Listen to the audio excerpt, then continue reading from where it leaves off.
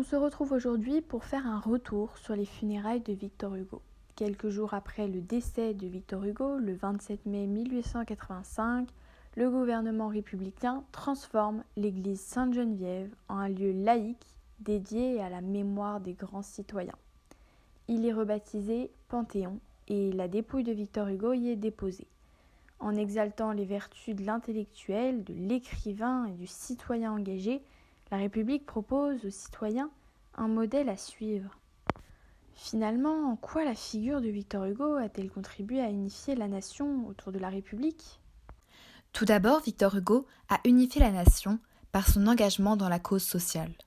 En effet, il cristallise les valeurs républicaines, soit la liberté, l'égalité et la fraternité. Effectivement, Victor Hugo a toujours pris la défense des plus faibles contre les plus forts, des opprimés contre les oppresseurs. Il a non seulement été l'ami des pauvres, mais s'est aussi présenté comme un véritable porte-parole de cette classe ouvrière, souvent écrasée et oubliée par la classe bourgeoise. Il s'impose ainsi comme un représentant des classes populaires par ses écrits engagés et animés par des idées républicaines.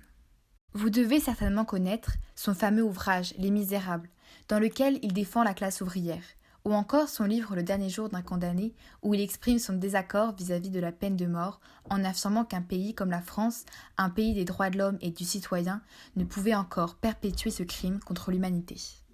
Au-delà de prendre part à la cause ouvrière, Victor Hugo soutient également le principe de l'égalité entre les hommes et les femmes, en plaidant notamment en faveur de l'éducation des jeunes filles.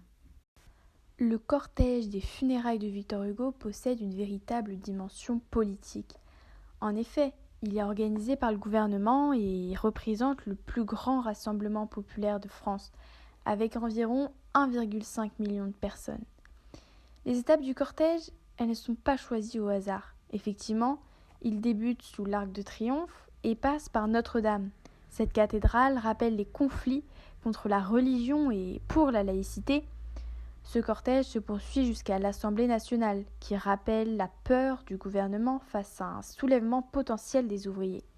C'est pour cela, d'ailleurs, que le gouvernement choisit un lundi férié où tout le monde sera là, hormis les ouvriers qui travaillent dans les usines. Enfin, on arrive à la fameuse destination, le Panthéon, qui est un lieu hautement stratégique et qui marque une entrée dans l'ère républicaine.